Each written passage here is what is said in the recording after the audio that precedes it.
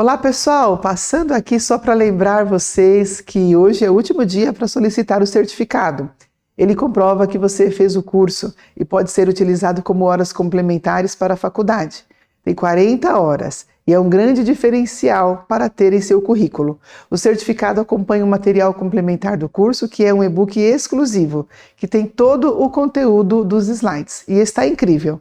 Bora para a aula!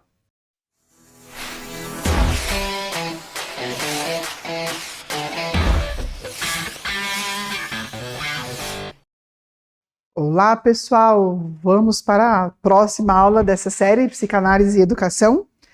Continuando então, falamos aí sobre a realidade psíquica, a pulsão, os sintomas, falamos também sobre as fases, do desenvolvimento da sexualidade infantil que Freud postula. E agora vamos então adentrar em outros conceitos muito importantes também para a psicanálise e que permeiam todo esse contexto de educação futuramente. Vamos lá? Entre os anos de 1920 e 1923, Freud dá sequência às suas pesquisas e amplia o entendimento sobre o aparelho psíquico. Vejam que o aparelho psíquico, como nós falamos anteriormente, é muito amplo, é muito complexo, e nesse período Freud introduz então os conceitos de id, ego e superego.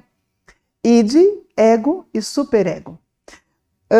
Muito de forma leiga nós ouvimos falar, aquela pessoa está com o ego exaltado, né? Isso faz bem para o meu ego. Quantas expressões nós usamos com a palavra ego?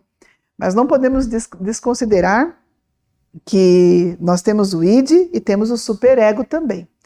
Vamos ver então cada um deles de forma muito breve para que nós possamos entender como funciona e como eles se interrelacionam entre si.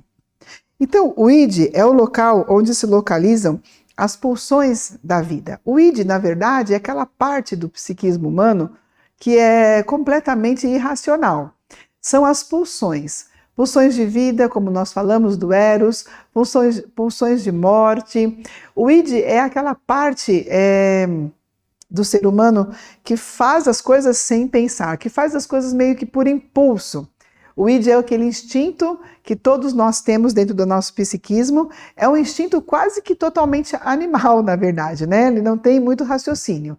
São as pulsões de vida, são as pulsões de emoções. O id é um pouco descontrolado, podemos assim brincar.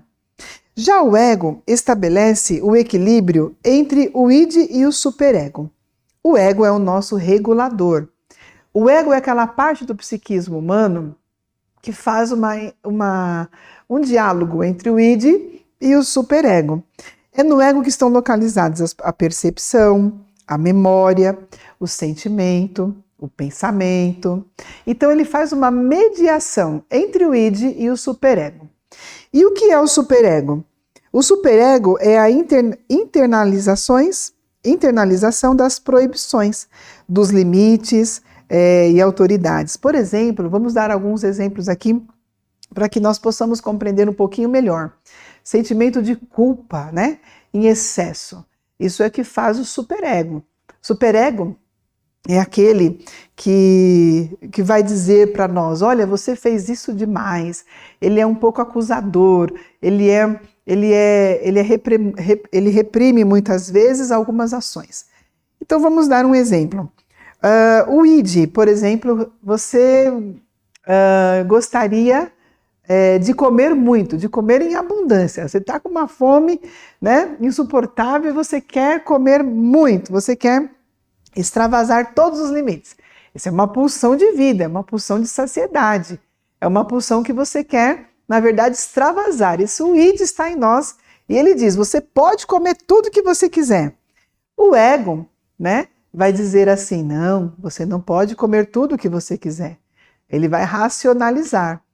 Você pode comer o suficiente para se sentir saciado. Você pode comer o suficiente para matar a sua fome e só. E guarda um pouco para amanhã. O superego é aquele que, se você comeu demais e não ouviu o ego, ele vai dizer para você, viu? Você comeu muito, Você não pode fazer isso. Ele, na verdade, vai te dar um sentimento de culpa. Por isso que você está acima do seu peso muito, muito, muito. Porque você comeu muito. O superego é aquele, né? Aquele mandante que vai falar para você, vai te acusar, né? O superego vai te reprimir, vai te anular. Então, esse equilíbrio entre id, ego e superego foi postulado por Freud também como uma parte do nosso aparelho psíquico, né? Essa regulação. Quando nós vemos, por exemplo, casos nos noticiários de televisão de pessoas muito agressivas que bateram e acabaram cometendo até mesmo algum crime, alguma situação, isso nós vemos que ele não teve um equilíbrio entre o ego, entre o id e o superego. Na verdade, ele deixou com que o id fosse total naquela situação, naquela ação, né? O seu impulso de querer, de fazer, de oprimir, de bater, falou mais alto. Não teve ali uma racionalização do ego, né? Uma intermediação do ego, uma mediação do ego. E nós precisamos constantemente modular esse aparelho psíquico. Hoje nós falamos muito sobre a inteligência emocional, né? A inteligência emocional, só abrindo um pequeno parênteses, né? Comporta também a modulação desses três elementos desses três elementos do psiquismo humano, entre id, ego e superego, né? Então, essa mediação, ela deve ser feita de forma saudável para que possamos continuar convivendo em sociedade, em família e nas nossas relações também. Também foi postulado esses três conceitos a partir do ano de 1923 por Freud. Na psicanálise freudiana, encontramos também os mecanismos de defesa. E agora vamos falar um pouquinho sobre eles. O que são os mecanismos de defesa? Quando nós falamos em defesa, nós estamos falando de salvaguardar-nos, né, de algo, de alguém, de alguma coisa. Então, quando falamos de defesa, isso não fica apenas na esfera das pulsões, na esfera do id de se defender de algo que possa te acontecer. Os mecanismos de defesa da psique humana também são complexos e profundos e são existentes. A percepção do mundo externo ou interno pode ser algo muito constrangedor, doloroso, desordenado. Então, para evitar esse desprezar, o indivíduo deforma ou substitui a realidade. Com isso, o sistema psíquico faz o que Freud elenca como mecanismos de defesa. Vejamos então. Esses mecanismos de defesa são processos inconscientes realizados pelo ego. Então, eles estão localizados na esfera do ego. É o ego que postula ali, que modula o que ele vai defender, o que ele não vai defender, o que ele vai deixar passar. E isso acaba acontecendo sem que nós saibamos, né, conscientemente. Isso acaba acontecendo independente da vontade do indivíduo. Para Freud, a defesa é a operação pela qual o ego exclui da consciência os conteúdos indesejáveis, protegendo dessa forma o aparelho psíquico. Então, o ego seleciona os conteúdos indesejáveis, as experiências ruins que o indivíduo passou, e ele acaba criando um mecanismo para se defender, né, daquela situação. Então, nós temos o recalque. Já falamos um pouquinho sobre o recalque aqui na primeira aula. O recalque nada mais é do que reprimir ou represar aspirações, desejos, instintos, né? Então, o ego joga para debaixo do tapete alguma situação, algum desejo, reprimindo algum instinto, reprimindo alguma situação e vai jogando ali para debaixo do tapete, vai ficando na esfera do inconsciente e aquilo vai ficando, e a pessoa acaba nem sabendo que aquilo está ali, por exemplo, né?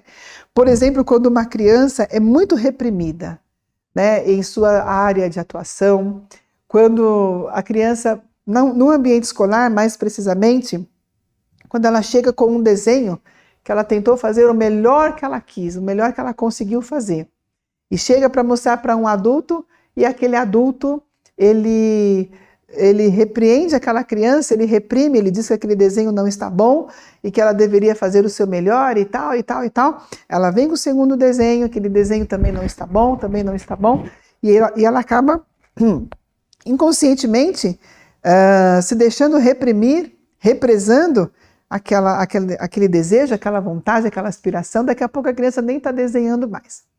Vocês lembram do caso, por exemplo, do Pequeno Príncipe, né? Na obra do Pequeno Príncipe, em que o autor desenha, né, uma cobra que comeu uma jiboia, e quando ele mostra para o adulto enxerga um chapéu, e a partir dali, então, ele passa a desenhar muito mais, né?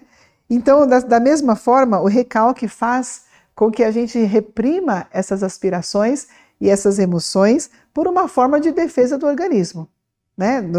De defesa, melhor dizendo, do aparelho psíquico que nós temos. Uma outra forma de defesa também é uma formação reativa, que é expressar o sentimento oposto ao que se sente. Então, a formação reativa ocorre muito frequentemente nas nossas ações diárias, né?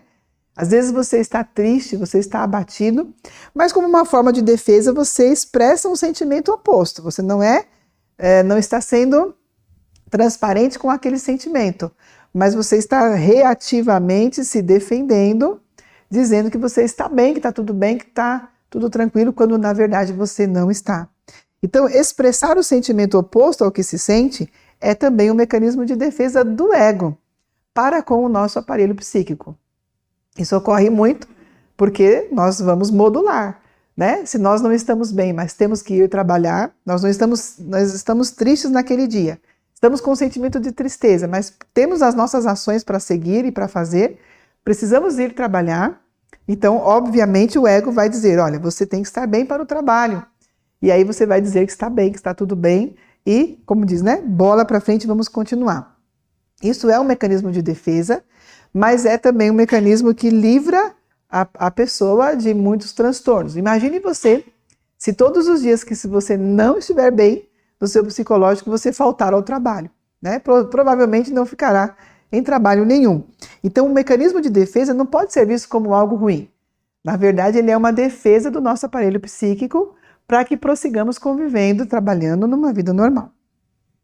Outro mecanismo também, a regressão. A regressão é o recuo do ego. Ela é a fuga de situações de conflitos atuais. Então, quando nos deparamos perante algum conflito e não queremos encarar esse conflito, não queremos bater de frente, vamos dizer assim, com aquele conflito psicológico, o ego usa do recuo, ele usa da regressão. Nós regredimos, não encaramos os nossos problemas. Vamos dar um exemplo. A questão da procrastinação, por exemplo, né? Muitas vezes nós procrastinamos por um simples fato de que estamos regredindo a alguma situação. Nós recuamos porque não queremos enfrentar aquela situação naquele momento. Então nós deixamos para depois, né? E o depois também pode se transformar no depois, e a procrastinação a gente vê que acaba se tornando até um hábito da psique humana, ela se acostuma com aquilo e vai procrastinando, vai recuando e vai saindo de situações conflituantes, muitas vezes, situações que precisam ser resolvidas e que na verdade são colocadas para depois e para depois e para depois, e num dado momento a pessoa precisa encarar aquela situação, mas ela pode estar já num nível bem avançado. Então, nesse caso, a regressão, dependendo da situação, ela é benéfica. Dependendo da situação, ela, na verdade, é prejudicial, tá certo? Outro mecanismo de defesa, a projeção. Esse ocorre muito na educação dos nossos pequenos na escola, né? A projeção é exatamente você projetar a culpa no outro, na outra pessoa, por algum fracasso próprio. Veja que interessante. E como muitos adultos fazem isso, né? Nós vemos, por causa de você eu não consegui fazer tal coisa. Por causa de você eu não concluí os meus projetos, né? Em sala de aula nós vemos muitas crianças dizendo, olha, por causa do amigo tal, eu não terminei de copiar a lição na lousa. Mas na verdade ele não terminou porque ele não se concentrou, porque ele não se propôs a fazer toda aquela lição. Então a projeção é culpar uma outra pessoa por um fracasso que na verdade é seu, né? Ao invés da pessoa dizer, não, realmente eu não, a criança dizer, não, eu não copiei da lousa, eu não terminei porque eu fui muito lento ou eu me distraí, ele coloca a culpa no amigo. Isso é a projeção. E quantas vezes isso não acontece também na vida adulta, né? Como eu já citei aqui, da gente colocar a culpa no outro por alguma coisa que nós deveríamos ter feito. A racionalização. Racionalizar é criar explicações lógicas para justificar um sentimento ou então um comportamento difícil de aceitar. Racionalizar é quando a criança dá uma explicação, por exemplo, de por que ela não vai tomar banho naquele dia, né? Claro que a gente está falando assim de criança, então a complexidade é muito menor, e ela racionaliza e tenta argumentar com os pais de que não vai gastar a água, de que não vai gastar a pele, enfim, ela está racionalizando. Mas veja que mecanismo de defesa interessante, esse da racionalização. Você cria explicações lógicas para justificar um sentimento ou um comportamento que, na verdade, não é tão lógico assim, que, na verdade, ele é difícil mesmo de aceitar. E isso acontece muitas e muitas vezes indiscriminadamente e até de forma inconsciente, né? A gente acaba fazendo as coisas de forma sem pensar, de forma inconsciente. E interessante que esses processos são constantes, não é verdade? E não quer dizer que sejam patológicos, não quer dizer que sejam de nível de patologia, né? Mas num grau normal, num grau tranquilo, tudo bem, é saudável. Quando passa a ser demais, ou seja, quando passa a ser em excesso, verdadeiramente então precisa ser analisado, né? É necessário talvez uma terapia, né? Talvez o reconhecimento dessa dificuldade, um enquadramento dessa dificuldade. É necessário que possamos identificar as razões, os motivos de por que agimos dessa forma. Uma outra defesa também do nosso psique é a denegação. Denegação é a negação dos sentimentos de desprazer ou da dor, né? Ele mais ou menos tem a ver com a formação reativa. A denegação é quando a pessoa está com o desprazer daquilo, né, de algum sentimento ou de alguma dor, mas para estar bem no social, então, ela nega aquela dor, ela nega aquele desprazer, e ela está denegando. Outro também é a identificação.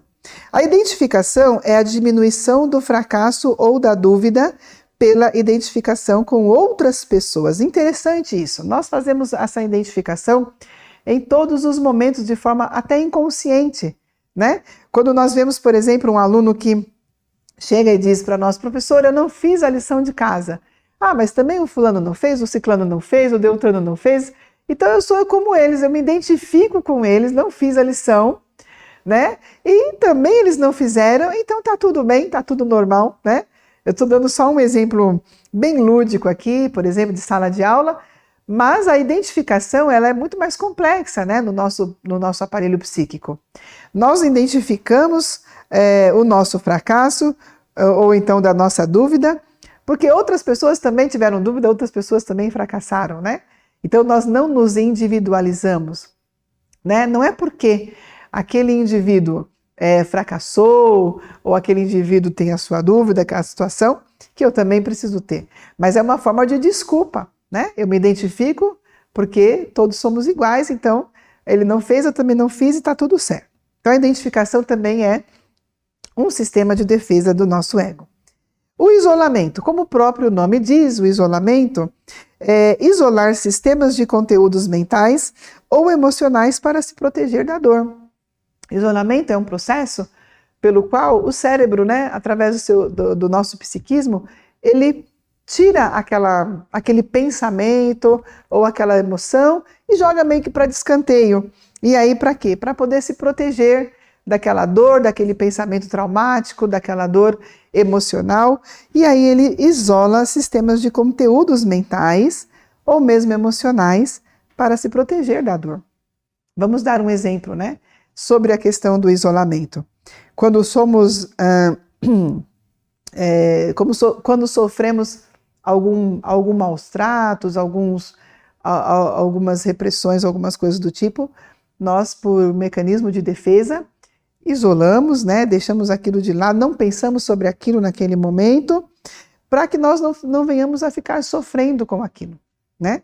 E diferente da pessoa que não faz esse isolamento, diferente da pessoa que quando passa por algum trauma ou por alguma situação no seu dia a dia, fica remoendo aquilo, relembrando aquilo a todo momento, a todo instante, sem dar um basta naqueles sentimentos, naqueles pensamentos que na verdade acabam se tornando nocivos para o psique dela, né? Então o isolamento também é uma forma positiva de mecanismo de defesa em que nós isolamos aqueles conteúdos mentais prejudiciais, né?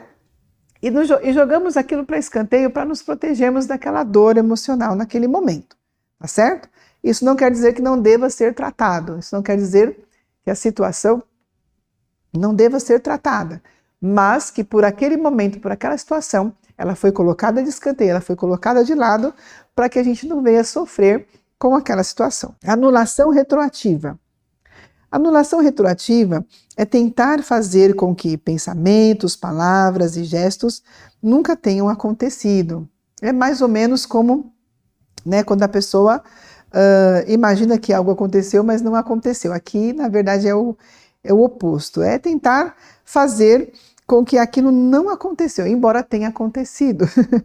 Então, tentar fazer com que pensamentos, palavras e gestos nunca tenham acontecido é anular, né, aquilo que te fez mal.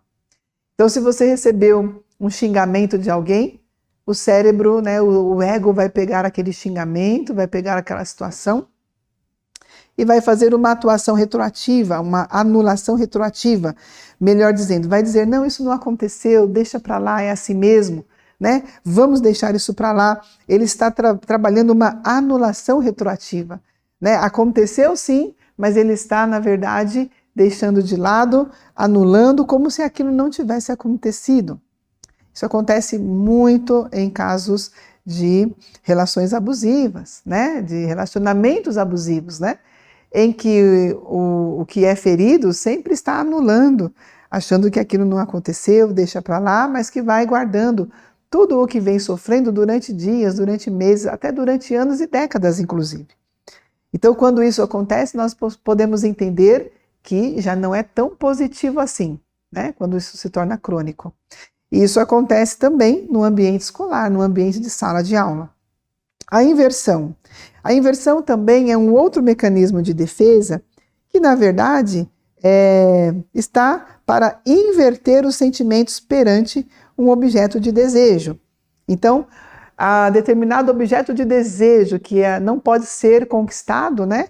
Então, na verdade, a pessoa passa a desprezar o mesmo objeto de desejo, ela inverte o seu sentimento, uma vez que ela não consegue conquistar aquele objeto. Me lembro da fábula da raposa e das uvas, né? Vocês devem lembrar, se não, vamos conhecê-la agora, né? Conta a fábula que a raposa queria alcançar as uvas, e as uvas estavam ali, né? Suculentas, mas a raposa não conseguia alcançar as uvas para poder se alimentar. Como não conseguiu alcançar, né, o seu objeto de desejo, que eram ali as uvas suculentas, né, madurinhas para se alimentar, ela não consegue, então ela justifica o seu fracasso dizendo que as uvas não estavam boas, que elas estavam verdes mesmo, né? Então ela inverte o seu sentimento de fracasso por, na verdade, um desprezo em relação ao objeto desejado. Ela inverte, ela faz essa inversão, e esse é um mecanismo de defesa também do nosso sistema psíquico, tá certo? Então, recordando aqui, nós temos o recalque, a formação reativa, a regressão, a projeção, a racionalização, a denegação, a identificação, o isolamento, a anulação retroativa e a inversão. O uso desses mecanismos não é em si patológico, contudo distorce a realidade, e só o seu desvendamento pode nos fazer superar essa falsa consciência, ou melhor, ver a realidade como ela é. Está certo? Então, até aqui nós vimos um pouquinho sobre a psicanálise, sobre a origem da psicanálise, sobre o id, o ego, sobre o superego, sobre as fases do desenvolvimento infantil, não é? Vimos agora sobre os mecanismos de defesa. Agora vamos falar sobre psicanálise e infância, né? Segundo Terezinha Costa, em sua obra Psicanálise com Crianças, e aí eu cito, Antes de falarmos em psicanálise e infância, é importante comentarmos sobre conceito de infância e de criança. No decorrer da história, como a criança foi pensada dentro da cultura ocidental, desde a antiguidade até hoje, durante muito tempo não se conhecia a concepção da infância tal como hoje a entendemos, ou seja, atualmente entendemos a criança como um ser singular, com uma particularidade que a diferencia do adulto. Então veja, né? A autora cita que é importante entendermos o conceito de infância, o conceito de criança antes, né? A criança ela não era pensada dentro de uma cultura da antiguidade até os dias de hoje como criança, como nós falamos aqui, como um ser em desenvolvimento que precisa e merece toda a atenção, né, que foi postulada aqui anteriormente. Na verdade, a concepção da infância ela era muito diferente da que temos hoje. O olhar que temos hoje para a infância é muito diferente e melhorado do que na sociedade da antiguidade, na sociedade antiga. Na obra História Social da Criança e da Família, o autor Philippe Ariès faz um estudo na Europa no período compreendido entre a Idade Média e o século XX, para demonstrar como a definição de criança se modificou no decorrer do tempo, de acordo com os parâmetros ideológicos. Pela análise de pinturas, diários, esculturas e vitrais produzidos na Europa no período anterior aos ideais da Revolução Francesa, Ariès forja a expressão sentimento da infância para designar a consciência da particularidade infantil. Essa particularidade que distingue essencialmente a criança do adulto. Esse sentimento vai aparecer a partir apenas do século XVII. Na Idade Média, a criança era vista como um pequeno adulto, sem características que as diferenciassem, e desconsiderada como alguém merecedor de cuidados especiais. Então a criança na Idade Média, ela era um mini adulto, né? Haja vista que nessas pinturas de antigamente, nós vemos e observamos que ela está, na verdade, vestida como um mini adulto, né? Às vezes está com camisa, com terno, né? É interessante essas ilustrações. E elas eram vistas sem características que as diferenciassem e desconsiderada como alguém merecedor de cuidados especiais. Isso não significa que as crianças fossem até então desprezadas ou negligenciadas, mas sim que não se tinha consciência de uma série de particularidades intelectuais, comportamentais e emocionais que passaram então a ser consideradas como inerentes ou até mesmo naturais às crianças. Ariès comenta, inclusive, que os pintores ocidentais reproduziam crianças vestidas como pequenos adultos e que somente percebemos se tratar de uma criança devido ao seu tamanho reduzido. Nas sociedades agrárias, a infância era um período rapidamente superado, e tão logo a criança adquiria alguma independência, passava a participar da vida dos adultos e dos trabalhos, jogos e festas. Então a criança, na verdade, ela era vista, né, como um pequeno adulto. Nas sociedades agrárias, a infância era um período que para eles passava muito rápido, e eles passavam então a fazer parte da sociedade dos adultos muito rapidamente, até de trabalhos, né, e de jogos, e como foi falado aqui, até dessas festas. Então a criança não tinha o seu lugar de infância, né, na Idade Média, na Idade Antiga. Essa diferença em relação às crianças era uma consequência do perfil demográfico da época. O que acontecia muito na época era que os pais não se apegavam muito a seus filhos, porque poucos sobreviviam, devido à questão do saneamento básico, devido à questão da medicina precária da época. Portanto, a morte de uma criança não era sentida como a perda irreparável, e muitas vezes no campo prático, principalmente, elas eram sepultadas no quintal de casa, como hoje se enterra um animal doméstico. Olha que coisa interessante, né? Então, porque as crianças tinham essa situação, né, de morte, de rapidamente, ou a natalidade era muito forte, né? Então, a morte de uma criança não era sentida como uma perda irreparável, né? Muitas vezes, eles enterravam as crianças nos quintais, né?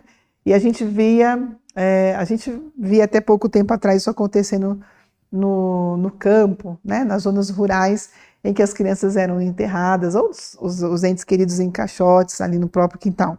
Esse hábito, que foi conservado durante muito tempo no País Basco, por exemplo, pode indicar uma sobrevivência de ritos muito antigos, ou provavelmente algo que aponta essa indiferença em relação às crianças. Então, criança não tinha tanta importância assim, como nós vemos nos dias de hoje, né?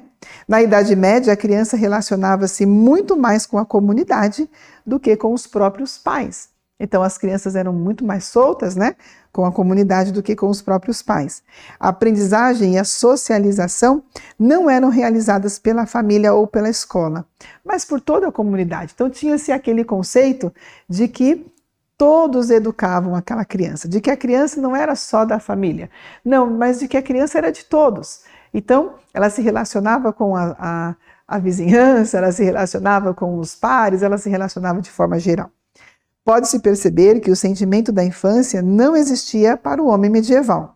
Ou melhor, predominava o que Ariès denomina de paparicação, ou seja, um tratamento superficial que dedicavam à criança enquanto ela ainda era um bebê engraçadinho.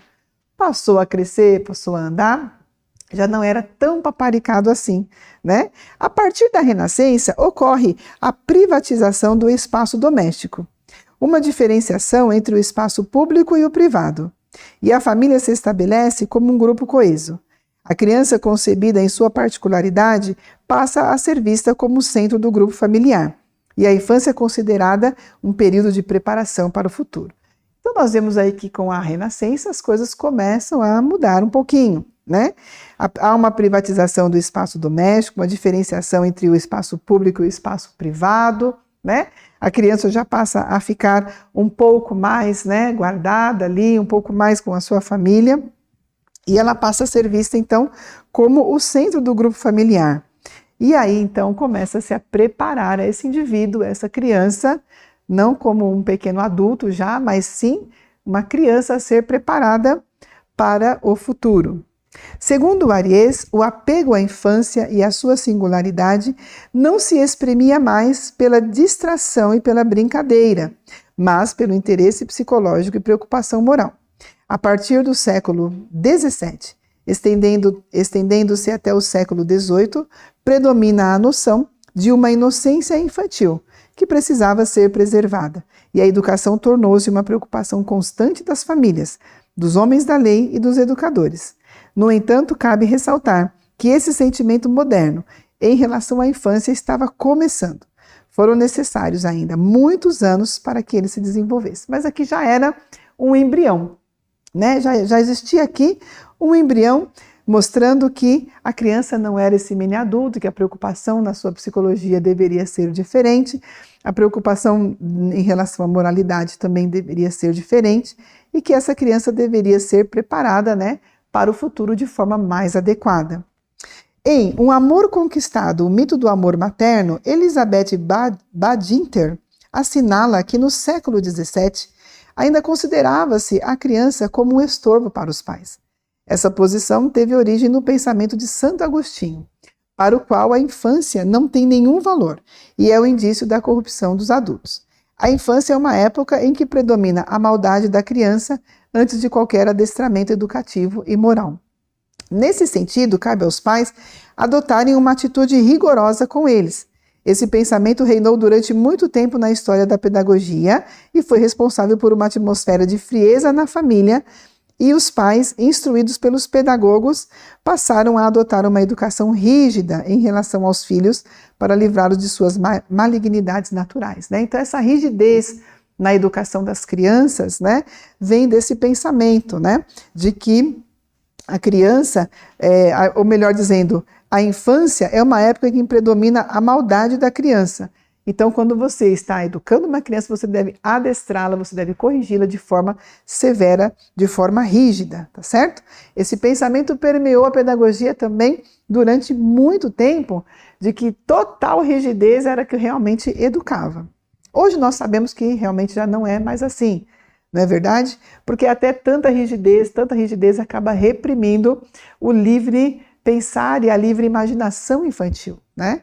Apesar dessa imagem negativa da infância não prevalecer entre o povo de um modo geral, Badinter ressalta que na França do século XVIII, a criança ainda era considerada um encargo muito pesado.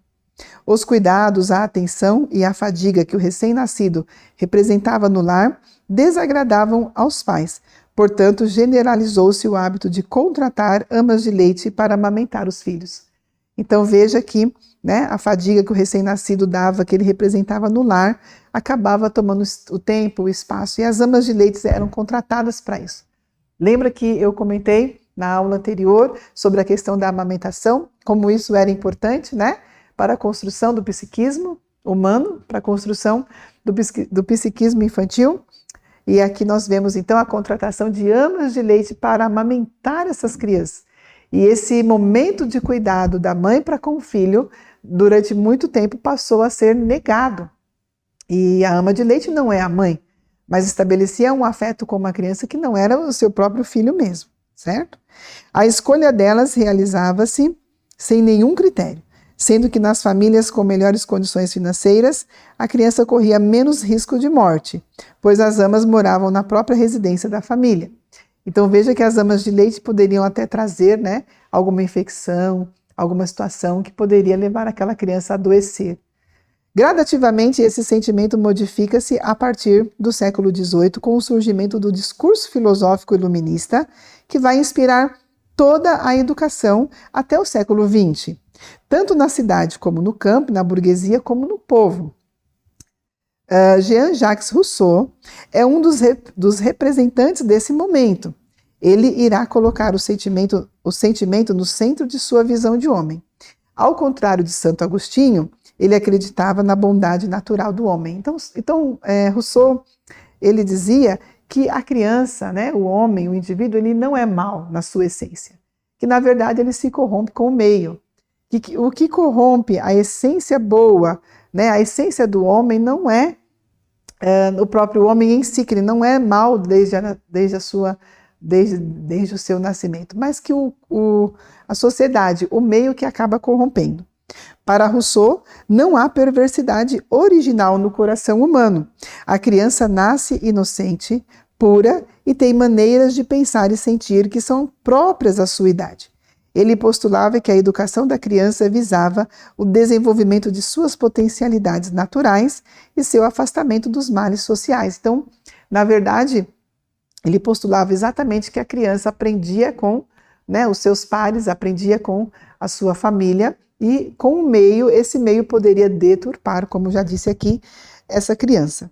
A criança pode ser educada e não simplesmente instruída, já que a natureza humana é maleável e mutante. Em Emílio, Rousseau elabora um manual para educadores, onde traça as linhas gerais que deveriam ser seguidas para que fossem formadas bons adultos. Se não há perversidade original na criança, é a sociedade que a corrompe. E para impedir que isso aconteça, os educadores devem seguir os princípios por eles sugeridos. Em Rousseau, o termo criança remete a essa etapa da vida, na qual o infante, aquele que não fala, é desprovido de toda sexualidade, e foi essa ideia que se impôs no imaginário social. Seu pensamento, amplamente aceito entre os grandes pedagogos da Europa, contribuiu para mudar a mentalidade da sociedade em relação às crianças durante muitos anos. Também é importante ressaltar que no século XVII, a Igreja já se preocupava em afastar a criança de assuntos ligados ao sexo, apontando as inadequações que essas vivências traziam à formação do caráter e da moral dos indivíduos. Construíram escolas onde, além da preocupação básica com o ensino da religião e da moral, ensinavam-se as habilidades como leitura, escrita e aritmética. Ariès afirma que psicanálise com crianças, o sentido da inocência infantil resultou, portanto, numa dupla atitude moral em relação à infância: preservá-la da sordidez da vida, especialmente da sexualidade tolerada, quando não aprovada entre os adultos, e fortalecê-la, desenvolvendo o caráter e a razão. Então aqui nós vemos, né, essa situação de que as crianças devem sim ser desenvolvidas e devem sim ser preservadas, né, para que a sua infância seja saudável, né? Nós vemos dessa forma e assim também postulamos hoje. Com a ascensão do capitalismo, e dos ideais da burguesia, os valores individuais ganham cada vez mais importância. A criança transforma-se num investimento lucrativo para o Estado. Ela é vista como uma forma de produção que traria lucros a longo prazo. Passa a ser valorizada a partir de um modelo pedagógico que visa educá-la com o objetivo de assegurar o futuro da civilização. Então a criança passa a ser vista como futuro, né? Criança como futuro, criança como alguém que vai dar prosseguimento à civilização. Trata-se de preparar a criança para que a sociedade tenha homens bons e produtivos. É nesse momento que surge a escola, né? Como meio de educação das crianças, substituindo a aprendizagem informal a partir do movimento de moralização promovido pelos reformadores católicos e protestantes ligado à igreja, às leis e ao Estado. Então, o que antes a criança aprendia no seio doméstico, a escola passa também a ensinar, né? Além de conteúdos, a questão moral, para que sejam, né, no futuro, bons cidadãos que sirvam ao Estado também. Esse sentimento de responsabilidade pela formação da criança também passa para a vida familiar. A família começa a se ocupar de tudo que diga respeito à vida de seus filhos, desde as brincadeiras até a educação, incluindo um elemento novo que é a preocupação com a higiene e a saúde física. A criança assume, então, um lugar central dentro da família. Já no século XIX e mesmo no século XX, observamos uma preocupação mais ampla e sistemática com o estudo da criança e a necessidade de uma educação mais formal. A pedagogia, a pediatria e as especializações em torno da criança desenvolvem-se rapidamente. Aqui nós vemos, então, uma melhor organização nos estudos, colocando a criança como centro, né? Então a pedagogia, a pediatria, as especializações vão se voltar para esse desenvolvimento, para o desenvolvimento infantil nessa época. O discurso psicológico destaca-se como aquele capaz de produzir um discurso científico sobre a infância, no qual a pedagogia cada vez mais vai se ancorar para produzir práticas educativas e saneadoras. Esse caráter normatizador torna-se imperativo, principalmente na infância, que é a etapa da vida, em que o desenvolvimento do caráter encontra-se em fase embrionária e, portanto, mais suscetível às influências externas. Entendemos que o desenvolvimento das ciências proporcionou um estudo mais amplo sobre a criança, porém resultou na desqualificação da família como aquela que poderia gerir a educação dos filhos. Os pais tornaram-se submissos aos ditames da ciência, esta sim capaz de instruí-los quanto à forma correta de conduzir a educação das crianças. Portanto, dentro de uma perspectiva histórica, podemos observar que partimos de um momento no qual predominou um total desconhecimento da criança e que no decorrer dos séculos o discurso ideológico sobre a infância ressaltou a representação da criança marcada por uma natureza a ser corrigida pelo adulto, um ser assexuado sem desejo próprio ou imaturo. Essa ideia imperou por muito tempo e foi somente a partir das teorizações de Freud que tal concepção se modificou. Então, como nós vimos também, né, essa mudança no tratar da criança vem aí os estudos de Freud, então, fazem com que haja um salto muito grande para a valorização dessa criança. Com as concepções postuladas por Freud, a criança, sua vida, seu desenvolvimento passam a ter um novo olhar.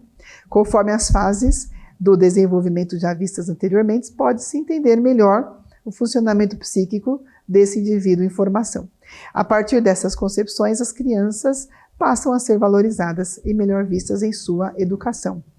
O pedagogo, então, ele tem um papel primordial em todo esse contexto, né? O pedagogo e o professor em sua sala de aula, de auxiliar no desenvolvimento dessa criança, trazendo técnicas e métodos, né, para os quais essa criança, que é um ser psíquico-social, é um ser que está em processo, em fase de desenvolvimento, venha a aprender, venha a desenvolver-se como um todo.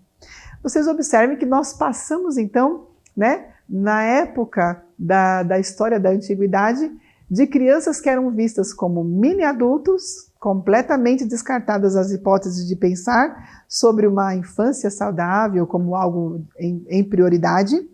Vemos que elas eram completamente, vamos dizer assim, elas eram deixadas de lado, né, na sua convivência familiar como criança, tendo as suas particularidades que deveriam ser respeitadas, o seu desenvolvimento que deveria ser respeitado.